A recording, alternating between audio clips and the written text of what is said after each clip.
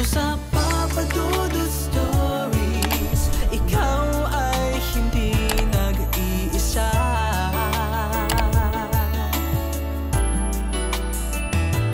Dito sa Papa Dudut Stories, may nagmamahal sa'yo. Papa Dudut Stories,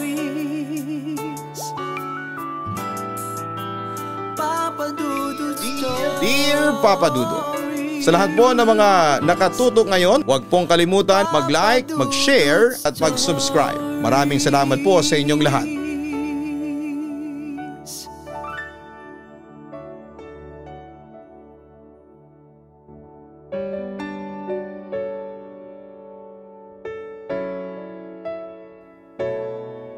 Ang isang kasalanan, kapag hindi agad pinutol ay maaari pang magkaroon ng ugat at makasira ng buhay ng iba.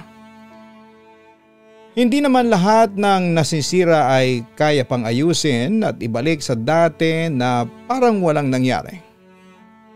May mga pagkakataong mas nakabubuting magpalaya na lamang upang maghilom ang sakit na dulot ng kasalanang yon.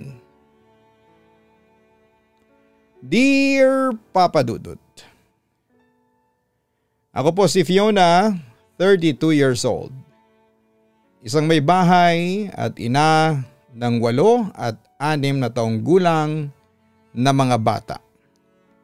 Noon nakala ko ay buo na ang mundo ko dahil may asawa kong mabait, responsable at tahimik na si Marco. Kasama ang 2 naming anak na sina Max at Mira na parehong masayahin at matalinong mga bata. Sa totoo lang po, ako ang tipo ng babae na hindi iisipin ang karamihan na nagkakamali. Dahil bukod sa maayos akong manamit at may trabaho sa opisina ay masasabi ko rin talagang magaling akong makisama sa mga taong nakakatrabaho ko at mga nakakasalamuha. Pero sabi nga nila kahit ang pinaka-perpekto sa paningin ng iba ay may kahinaan pa rin. Nagsimula ang lahat sa mga panahong nagiging malamig na kami ng asawa kong si Marco. Hindi ko alam kung pagod lang siya o talagang nagbago na pagdating sa akin. Ibang-iba na kasi ang pakikitungong nararamdaman ko mula sa kanya sa tuwing magkasama kami sa bahay. Madalas siyang tahimik pagka-uwi galing sa trabaho. Pagkatapos kumain, diretso na siya sa pagtulog. Kung dati ay niyayakap niya ako kahit na walang dahilan, ngayon ay parang may pader na sa pagitan namin. Labis ko yung pinagtataka at ikinabibigat ng loob ko, Papa Dudut. Sa pagkakaalam ko ay wala naman akong nagawang kasalanan. Kaya bakit gano'n na lamang akong tratuhin bilang asawa? Sinubukan ko siyang kausapin ng ilang beses. Tinatanong kung may problema pa ba kami o kung may nagawa ba akong mali. Pero lagi lang niyang isinasagot na wala at pagod lang siya sa trabaho. At sa tuwing nakakaramdam ako ng pangangailangan bilang isang asawa, madalas ay dinadahilan na pagod daw siya. Katunayan ay may pagkakataon na ginagawa ko na ang lahat para lamang may mangyari ulit sa aming mag-asawa. Pero tinatanggihan talaga niya ako na sobrang kinakasama ng loob ko. Hanggang sa nasanay na rin po akong manahimik, Papa Dudut. Uuwi lang yata kami mula sa kanya-kanyang trabaho at magsasama sa bahay sapagkat pamilya pa rin kami. At may mga anak kaming dapat buo ang pamilya. Dahil naging normal na ang ganong senaryo, sa halip na magtanong ng paulit-ulit, nilunod ko na lang ang sarili ko sa pagtatrabaho. Sa mga kaibigan at sa social media. Kung saan ay doon ko natutunang ngumiti kahit pagod na ang puso ko sa mga nangyayari. Hanggang sa makilala ko si Rico, Papa Dudut. Isang project coordinator sa company. Habang tumatagal ay nahuhuli ko ang sarili kong hinihintay, ang mga message na mula sa kanya. Tuwing pinupuri niya ako, nakakaramdam ako ng kilig na matagal ko nang hindi nararamdaman sa mister ko. Hindi ko po alam kung pangangaliwa nga ba ang nararamdaman ko. Ang alam ko lang, iyon ang hinahanap ko. Paglalambing na hindi ko nararamdaman pa sa buhay may asawa na meron ako ng panahong yon. Nagtagal kami sa ganong setup. May pagkakataon na lumalabas kami para kumain pero lagi kaming may kasama para hindi halata. May isang gabi noon na nalasing ako matapos ang company event. Hindi ko na napigilang ipaubaya ang sarili ko kay Rico.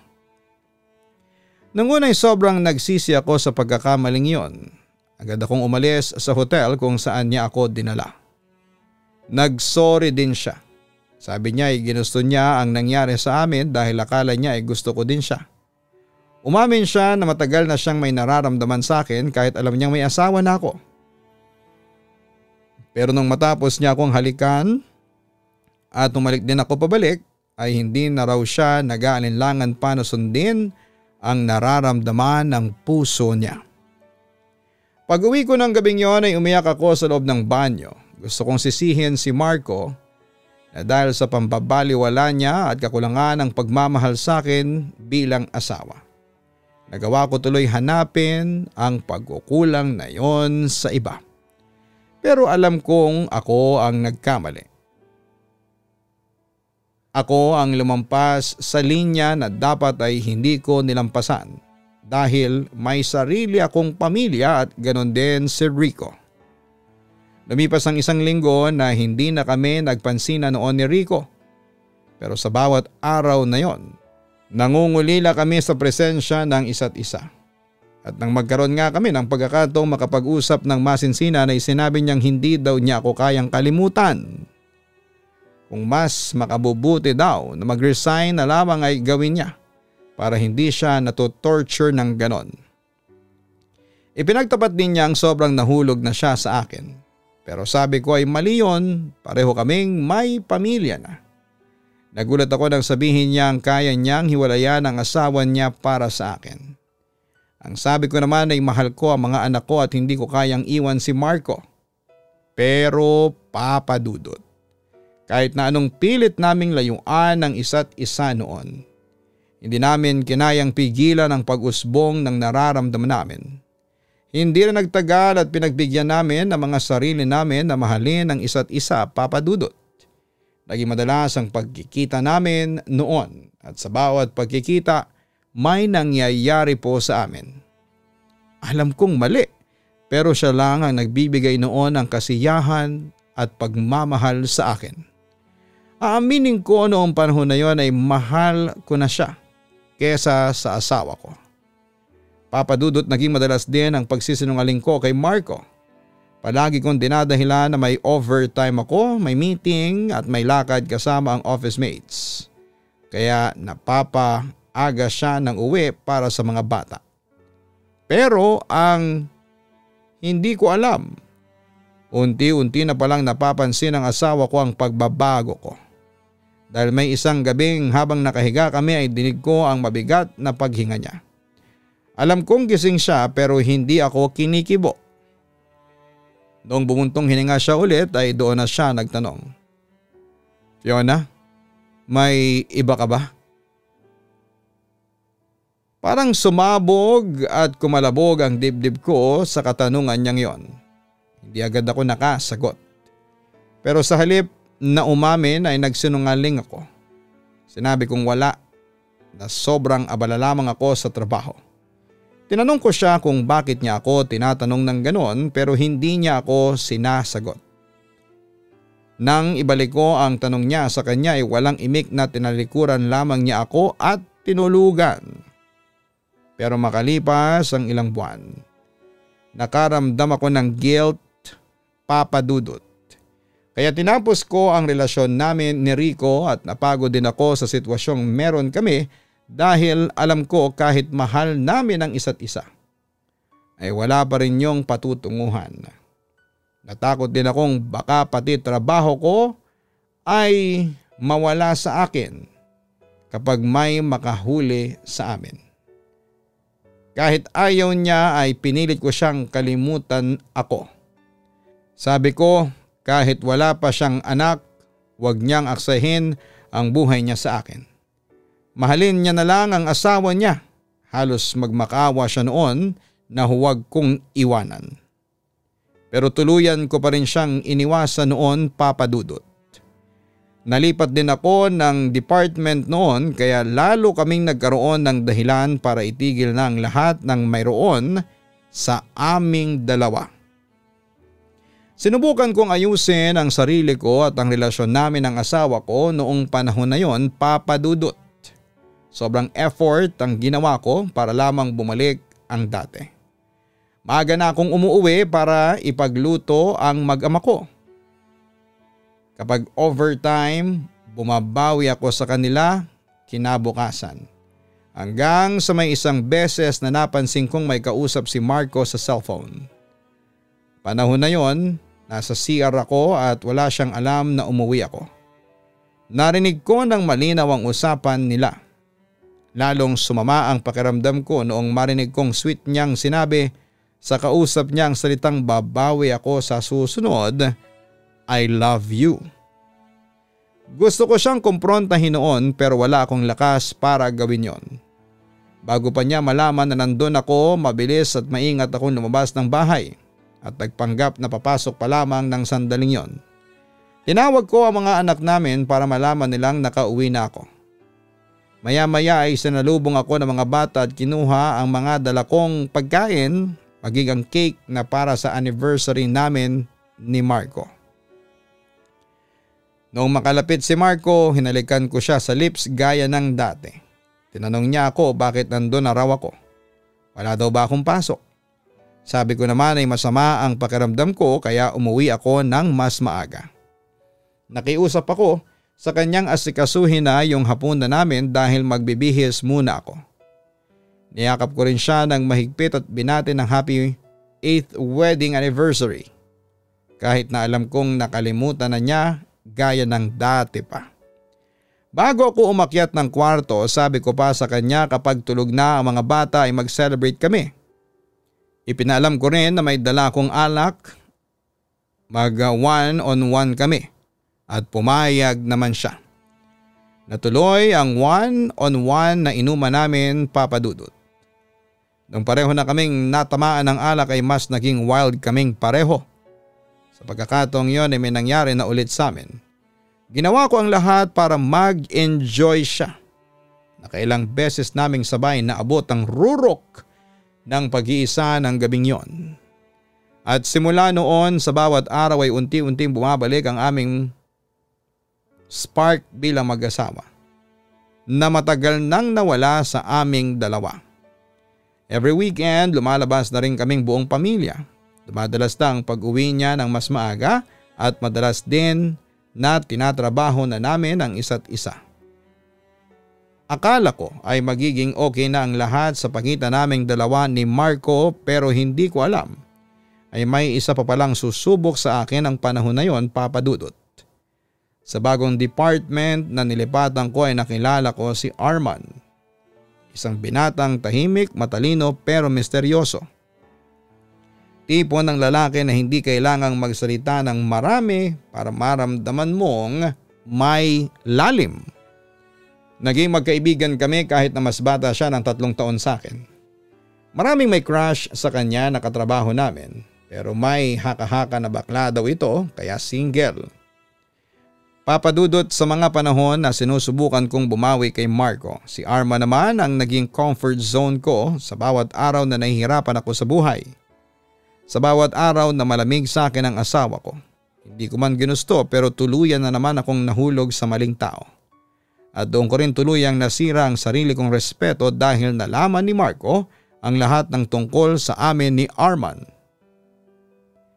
Isang araw habang nasa trabaho ako ay nag-message sa akin si Marco. Sinabi niyang alam na raw niya ang lahat. Huwag na daw akong umuwi para kung binuhusan ng malamig na tubig noong mabasa ko yon. Hindi ko alam kung paano niya nalaman, pero ramdam kong tuluyan ng nawasak ang relasyong meron kami bilang mag-asawa. Sinubukan kong ayusin ang lahat, Papa Dudut. Agad akong umuwi para kausapin siya pero hindi niya ako pinapasok. Hindi rin niya ako pinalapit sa mga anak ko. Umiyak ako sa labas doon at nakiusap na halos magmakaawa nang pakinggan muna niya ako. Pero parang wala siyang naririnig. Mula noon ay nagsimula na ang impyerno sa buhay ko, Papa Dudut. Naging mailap si Marco sa akin. Kahit pagdating sa mga anak namin, ay halos hindi ko na nakakausap ang asawa ko, Papa Dudut. Pero kahit na ganoon ay hindi ko sila sinukuan. Sabi ko sa sarili ko kung nagawa kong masira ang pagsasama namin ay kaya ko rin po itong ayusin. Sinimulan kong baguhin ang sarili ko, itinigil ko ang meron sa pagitan namin ni Arman. Nag-focus ako sa trabaho at ipinaglaban ang karapatan ko sa mga anak namin. Ginawa ko ang lahat para makapag-usap kami ng mas maayos na mag-asawa. Sa uli hinayaan niya akong sa bahay ulit tumira pero siya ang umalis dahil hindi daw niya kayang makisama pa sa akin. Kahit masakit ay tinanggap ko yon, Papa Dudut. Para sa mga anak namin. Balita ko noong panahon na yon ay may kinuha siyang apartment na malapit sa workplace niya kaya hinayaan ko na muna siya sa gusto niya. Tungkol naman sa kapakanan ng mga anak namin ay may kasunduan kaming magsusustento pa rin naman siya. Pero para na lamang sa mga anak niya at hindi sa akin bilang asawa. Ayos lang naman sa akin yon dahil may trabaho naman ako. Ang kinikita ko rin naman ay para sa future ng mga anak namin. Pero nang panahon na yon ay hindi pa rin ako tumigil na suyuin si Marco, Papa Dudut. 4 na beses sa isang linggo ko siyang pinaglulutuan ng gabihan niya na iniiwan ko sa landlady para ibigay sa kanya. Kahit na hindi kami okay ng panahon na yon, ayaw ko namang pabayaan siya na walang maayos na kinakain. Oo, may kinikita naman siya at kaya niyang bumili ng gusto niya pero para sa akin iba pa rin ang lutong bahay. Asawa ko pa rin naman siya at mahal ko pa rin siya. Pero habang nagsusumikap akong bumawi kay Marco ay umeksena naman sa buhay namin si Gina, ang babae ni Marco, Papa Dudut.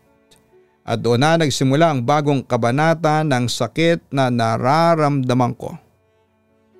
Naalala ko pa hapon yon, magdadala sana ulit ako ng pagkain sa apartment nang makita ko siyang may kasama habang papasok ng gate. Kasalukuyang inaabot ko sa landlady ko yung dala kong niluto ko. Pare-pareho kaming natigilan pagkakita sa isa't isa. Maging yung landlady, Papa Dudut. Hindi ko alam kung may karapatan pa ba akong magreklamo. Pero nung makita kong inuwi niya ang babae niya sa apartment ay parang binuhusan ako ng kumukulong tubig. Hindi ko na alam kung anong klaseng sakit ang naramdaman ko ng mga sandaling yon. Pero iba pala kapag ikaw na ang nasa kabilang panig, Papa Dudut. Ang sakit-sakit. Masasabi kong mas maganda sa akin yung babae, Papa Dudut. Maliwalas ang mukha niya, mahinahon ang kilos at may aura ng babaeng hindi mo agad mahuhusgahan. Pero sa mata ng isang asawang katulad ko, Papa Dudut, alam kong siya ang dahilan kung bakit tuluyan ang nanlamig sa akin ang asawa ko at ang dahilan kaya hindi buo ang pamilya ng mga anak ko. Nakabawi lang kami pare-parehong tatlo noong tumikhim yung landlady at nagsabing may gagawin pa siya. Sabi din niya, ako na lang daw ang mag-abot ng mga dala ko kay Marco dahil nandyan na daw ang asawa ko. Habang ang mister ko naman ay pinapasok muna niya yung babae bago ako harapin at tanungin kung ano ang ginagawa ko roon. Pero dahil sa sakit na nararamdaman ko ay binalik ko ang tanong sa kanya. Siya yung babae mo, hindi ba? Siya yun, di ba? Naiiyak na tanong ko. Sigurado kasi ako na ang babaeng yon at yung babaeng kausap niya noon sa CR noong panahong nahuli ko siya ay iisa lamang. Katunayan, Papa Dudut, simula noong naghinala na ako. May araw noon na hindi ako pumasok sa trabaho para lamang sundan ang asawa ko. Nalaman ko ang tungkol kay Gina. Hindi dahil sinabi ni Marco kundi dahil nakita ko silang magkasama mismo. Friday yun noon, birthday ng anak naming si Mia. Akala nila ay hindi ako makakauwi dahil nagpaalam akong may event na dadaluhan noon. Pero dahil postponed, maaga akong nag-out sa trabaho. Bumili rin ako ng cake ni Mia at nagpa siyang dumaan na sa pinagtatrabahuhan ni Marco para sabay na kaming umuwi. Pero nang makarating ako doon ay laking pagtataka ko nang may babaeng lumapit sa kanya. Pinayungan pa siya dahil umaambon ng sandaling yon. Doon ako kinutuban, Papa Dudut. Kaya sinundan ko sila. Inis na napabulalas na lamang ako sa hindi kalayuan at napamura nang makitang inuwi niya sa bahay namin ang babaeng yon. Yung babaeng may dalang regalo at iba pang shopping bags. Gusto ko silang sugurin noon pero mas pinili kong magkubli muna at matyagan sila. Natatandaan ko pa noon na bitbit ko sa mga kamay ko ang cake at regalo ko para sa anak ko. Papa Dudut, ang sakit-sakit na makitang kayang ipakilala ng asawa mo yung kabit niya. Friend daw niya sa mga anak ko. At sila ang magkakasama sa mahalagang araw na yon. Ang masakit pa, nakita ko kung paano tinitingnan ng mga anak ko ang babaeng yon na parang masaya sila na may bagong tita sila. Doon ko naramdaman yung hindi may paliwanag na kirot. Kasi alam kong kasalanan ko rin kung bakit nangyari ang lahat ng yon. Hindi ako nakapagsalita noong una, pero nang magpaalam na sila ni Marco pagkatapos ng handaan, doon ako napaiyak ng tahimik. Nang makalis na silang dalawa, siguro ay para ihatid sandali yung babae, agad naman akong pumasok sa loob para makasama ko ang mga anak ko. Tuwang-tuwa sila nang makita ako at ang mga dala ko. Agad din silang nagkwento tungkol sa Tita Gina na kaibigan daw ng papa nila. Ipinakita rin nila sa akin yung mga laruang bigay ng babae sa kanila. Siguro yung mga 1 oras din bago nakabalik pa uwi si Marco sa bahay noon. Nadatnan akong kumakain kasama ang mga anak ko. Nang makita ko siya ay niyaya ko siyang kumain pero tumanggi siya at agad na tinanong kung bakit nakauwi ako ng maaga. Sabi ko na lang ay na-postponed dahil may paparating na bagyo. Nanatili akong tahimik noon, Papa Dudut. At hindi na binanggit pa ang tungkol sa nalalaman ko. Sa takot ko noon na tuluyang mawasak ang pamilya namin, nagpatay mali siya ako at nagpatuloy lang sa pagbawi sa mga naging kamalian ko sa kanila, lalo na kay Marco. At hindi nga nagtagal ay naging maayos din kami ni Marco ng mga panahong yon. Magbalik tayo sa tagpong nahuli ko na nga silang dalawa sa apartment, Papa Dudut. Nag-uusap kami ni Marco sa harapan mismo ng apartment niya. Nung una'y niyayaya niya akong lumabas kami ng gate at doon na lamang mag-usap. Pero hindi po ako pumayag. Nasa ayaw at gusto niya ay doon lang kami mag-uusap na dalawa. Nung una'y hindi pa kami gaanong nagkakainitan sa sagutan. Pero nang biglang halos sa akin niya sinisisi ang lahat. Doon ko na tuluyang ipinagtapat ang matagal ko nang nalalaman tungkol sa kanila noong babae. Nagsumbatan kami. Ipinamukha ko din na dahil sa kanya. Kaya ako nagawang magkamali at hindi ko expect na umalis siya sa bahay. At iniwang kami ng mga anak niya para magkaroon sila ng kabit niya ng pagkakataon. Nauwi sa away ang pag-uusap naming yon, Papa Dudut. Kaya mula noon ay naging abala sa paghahanap ng paraan para makausap si Marco. Dahil maging ang pagsusustento niya sa mga anak namin ay hindi na din maayos. May buwan pa nga na halos hindi na siya nagbibigay para sa mga bata. Pero maraming nagsasabi sa akin na nakikita nila ang asawa ko na pa-travel daw kasama ang isang babae.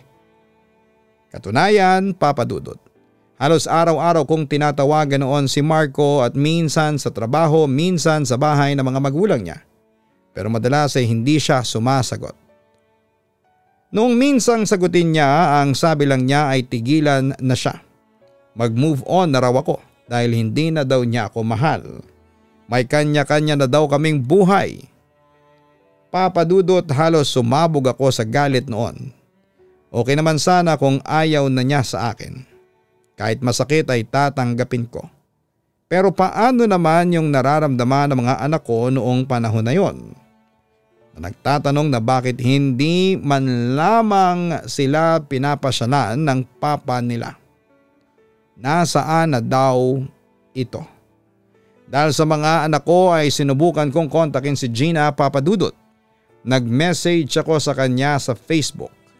Natatandaan ko pang mahaba-haba yon pero maayos naman ang nilalaman noon na ginawa ko. Sinabi ko kung gaano ko kagustong ayusin ang pamilya namin. Pero habang sinlang siya, walang reply o kahit man lang paliwanag patungkol sa relasyong meron sila, Papa Dudut, wala talaga. Isang Sabado ng hapon, noong nakita ko sina Marco at Gina na magkasamang pumunta sa mall. Tahimik ko silang sinundan hanggang sa coffee shop. Doon ko nakita kung paano ito tinitingnan ni Marco. Yung tingin na dati ay para sa akin lang. Hindi ko maiwasang mapakuyom ng kamao habang pinagmamasdan sila mula sa labas. Kasabay ng sakit na nararamdaman ko. Masasabi kong may halong galit, Papa Dudut. Galit para sa sarili ko at lalo na sa kanila. Kasi kahit na ano pang mangyari, ako pa rin ang legal wife. Ako pa rin ang pinakasalan. Ako pa rin ang nanay ng mga anak namin ni Marco. Hindi kami legal na naghiwalay kaya hindi dapat nila ipangalandakan ang relasyon nilang ng ganon. Hindi man lang nila inisip ang mga anak namin. Sa inis ay muli ako nag-chat kay Gina. Sabi ko, Gina, alam kong nasaktan ko si Marco noon. Pero ikaw ang dahilan kaya nanlamig ang asawa ko in the first place. Kaya sana'y bigyan mo kami ng chance na ayusin ang pamilya namin. Hindi mo naman alam lahat ng pinagdaanan namin. Hindi mo alam kung gaano ko siya kamahal. Tandaan mo rin na ama siya ng mga anak namin. Huwag mong ipagdamot ang hindi naman sayo sa una pa lang. Pero muli ay scene mode lang niya ako ng sandaling yon, Papa Dudut. Gusto ko silang sugurin pero nagpasya na lamang akong umuwi at doon ko na lamang hinayaan ang sarili kong umiyak.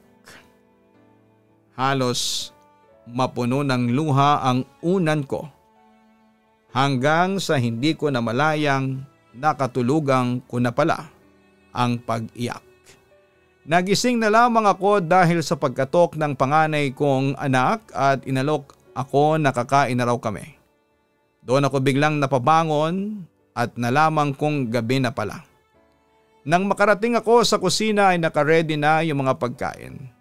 Nirihit pala nila yung mga ulam na niluto ko noong umaga. Kita ko ang pag-aalala sa muka at tingin ng mga anak ko. Kaya humingi ako ng tawad sa kanila at niyakap sila ng mahigpit. Papa Dudut, doon nagsimula ang desperasyon kong mas makausap si Marco para ayusin ang lahat sa amin para sa mga bata. Naaawa na rin kasi ako sa mga anak ko. Gusto ko mang ilapit sa kinakaukulan ang sitwasyon namin pero hindi ko alam kung saan magsisimula noon. Ayoko pa rin kasing mas maging komplikado pa. Kaya nagsimula akong pumunta sa bahay ng magulang ni Marco tuwing linggo, umaasang dadalaw siya doon. Tuwing pupuntahan ko kasi siya sa apartment ay hindi ko siya naaabutan. Hindi na rin ako pinapapasok ng landlady, siguro'y pinagsabihan ni Marco. May pagkakataong nakikita ko siya sa bahay ng mga magulang niya pero iniiwasan lamang niya ako palagi. Kahit kinukulit kong mag-usap kami kahit sandali ay hindi niya ako pinapansin. Ang mga magulang naman niya ay mababait pa rin sa akin pero ramdam ko ang pagkailang nila. Alam kong alam nila na ako ang dahilan kung bakit nasa ganitong sitwasyon kaming mag-asawa. Pero kahit na ganoon, Papa Dudut, ay hindi ako sumuko. Hanggang isang araw ay nakatanggap ako ng message mula kay Marco. Sinabi niyang mag-usap na raw kami Akala ko yun na ang simula ng pagkakaayos namin, Papa Dudut, pero nagkamali po ako. Pagdating ko doon, nakita ko kaagad sina Marco. Tahimik lamang siya at malamig na sinulyapan ako. Nang magsalita siya ay para akong binuhusan ng malamig na tubig nang sabihin niyang kaya siya nakipagkita dahil gusto lang daw niyang maging malinaw na matagal na kaming tapos. Papa Dudut, hindi ko alam kung iiyak ako o magmamakaawa ng panahon na yon. Pakiramdam ko ay nawala ang lahat ng hangin sa paligid. At bago pa ako makapagsalita ay napalingon ako sa pinto at nakita ko si Gina papasok sa cafe. Tumayo si Marco at ngumiti sa kanya sabay taas ng kamay na parang sinasabi na nandun kami. Naupo si Gina sa tabi niya, ako yung asawa pero parang ako pa ang bisita ng sandaling yon, Papa Dudut. Maya-maya ay biglang nagsalita si Gina. Ayaw ko ng gulo, Fiona. Kaya gusto ko makausap ka. Tayong tatlo nang maayos sana. Pinakiusapan ko si Marco na magharap tayong tatlo ngayon. Agad ko naman siyang sinagot. Kung ayaw mo pala ng gulo, bakit hindi mo kami hayaang makapag-usap na mag-asawa? Na kaming dalawa lang. Inagaw mo na nga sa akin ang karapatan bilang asawa, pati karapatan ng mga anak ko gusto mo pang agawin sa akin. Huwag namang masyadong makapal ang mukha mo. Tinasan lang niya ako ng isang kilay habang sinasabing hindi ko siya inagaw. Siya ang lumapit sa akin. Wala akong intensyong sirain ang pamilya ninyo dahil hindi ko naman hinahabol ang asawa mo. Pero nandito ka ngayon, hindi ba? Kasama mo siyang nagpapakita sa publiko. Nagsasama kayong parang wala lang habang asawa ko pa siya? Ang sabi ko. Doon na sumingit si Marco at sinabing hindi na raw niya ako mahal at wag ko na raw ipilit pa ang sarili ko sa kanya dahil matagal na kaming tapos. Pumunta lang daw siya doon dahil gusto niyang pag-usapan namin ang tungkol sa mga bata. Bukod sa pagtatapos ng relasyon naming dalawa, gusto daw niyang gawing legal ang lahat. Papa Dudut, gusto ko silang sampaling pareho ng sandaling yon. Dahil kung tutuusin, sila naman talaga ang unang gumawa ng kalokohan. Gusto kong isigaw sa kanila yon pero pagalit na tumayo na lamang ako at umalis. Kung magtatagal pa ako doon ay tiyak kong maghahalo ang balat sa tinalupan sa pagitan namin ni Gina. Nang makalayo na ako ay saka ko lang hinayaang pakawala ng mga luha kung pinipigil ko ng sandaling kaharap ko sila. Hindi ko alam kung galit or panghihinayang o awa sa sarili ang nararamdaman ko. Pag-uwi ko ay sinalubong ako ng mga anak ko, Papa Dudut, niyakap nila ako ng mahigpit habang sinasabing I love you, Mama. Hindi ko alam bakit bigla nila yung sinabi sa akin. Pero mas gumaan ang mga oras na yon ang pakiramdam ko. Doon ko rin na-realize na oo, iniwan ako ng asawa ko pero hindi pa naman tapos ang buhay ko. Kasi may dalawang dahilan pa ako. Kung bakit ako dapat na bumangon at hindi magpakalugmok. Yon ay ang mga anak ko. Kaya simula noon ay tinigilan ko na si Marco. Wala na rin akong mensahe kay Gina dahil minsan ay mas makabuluhan pa ang katahimikan kesa sa mga salitang puro sakit lang ang hatid. Papa Dudut, akala ko nga noon ay tapos na ang sakit pero isang araw ay dumating ulit si Marco. Hindi para makipagbalikan kundi para tuluyang magpaalam na. May dala siyang mga dokumento noong pumunta siya sa bahay. Tahimik siyang umupo sa harapan ko at sa gitna ng lamesa marahan niyang nilapag ang mga papeles. Habang sinasabing gusto niyang maging maayos ang lahat bago siya lumipad paalis ng bansa. Kaya sana daw ay makapag-cooperate ako at pirmahan ko na. Para kung binuhusan ng malamig na tubig, Papa Dudut, nang makita ang annulment paper pala yon. Kahit alam kong matagal na kaming tapos sa iba pa rin yung marinig at makita sa papel na tuluyan na kaming matatapos bilang mag-asawa.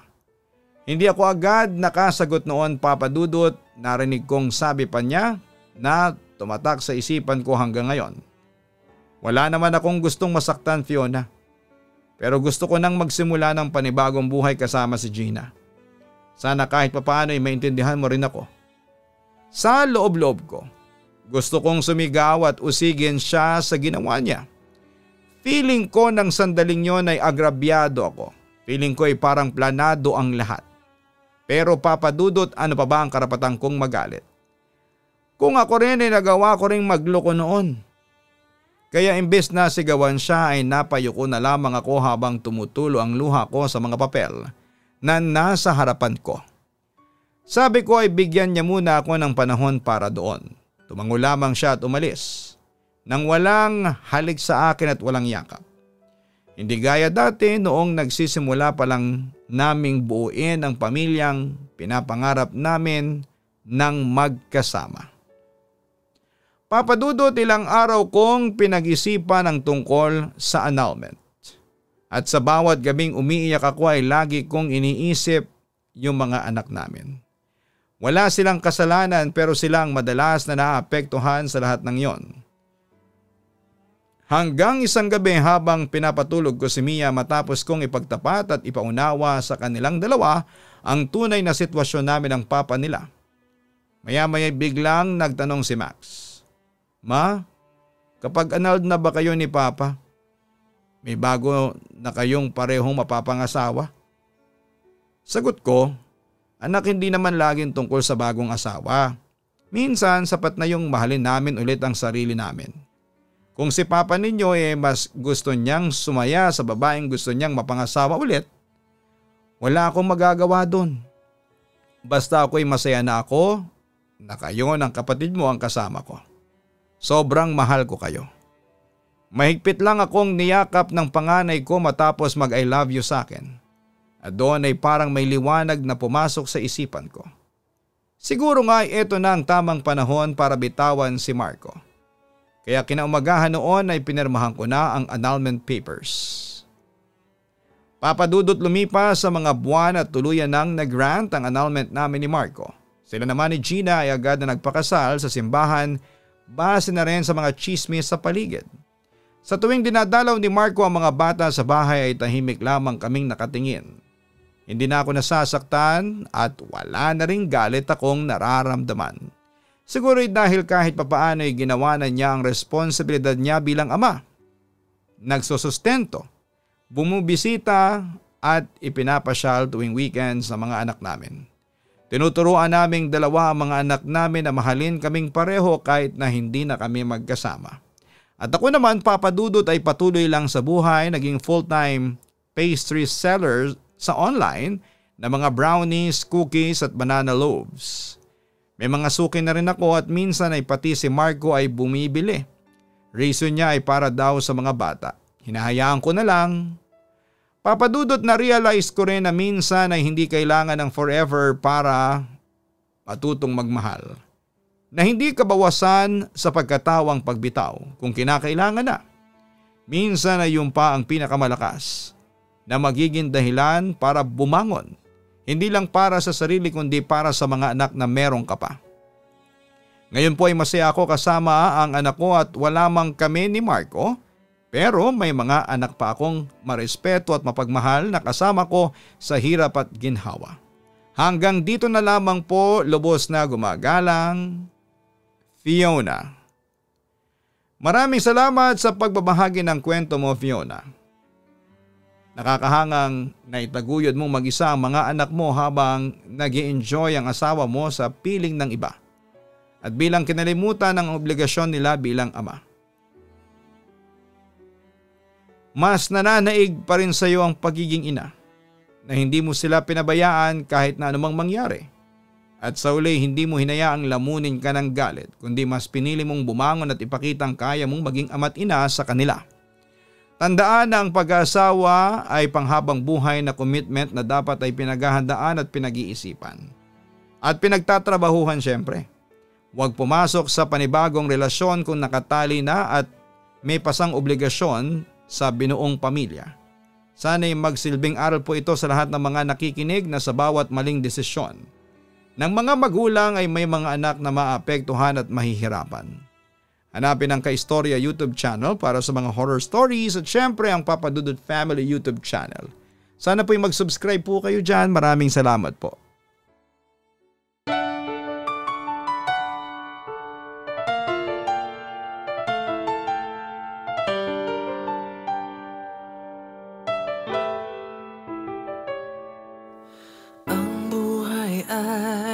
mahiwaga, laging may lungkot at saya. Sa Papa Dudut Stories, laging may karamay ka.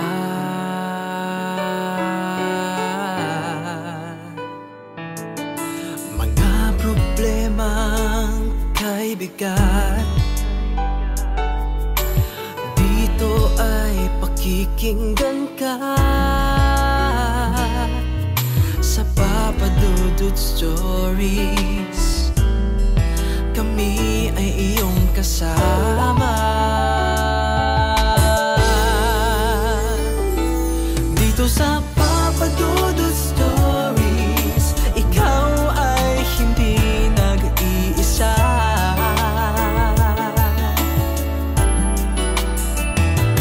Dito sa Papa Dudut Stories, may nagmamahal sa'yo. Papa Dudut Stories, Papa Dudut Stories,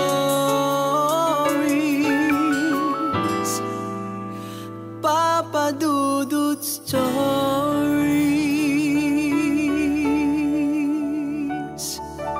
Dito sa Papa Dudut Stories,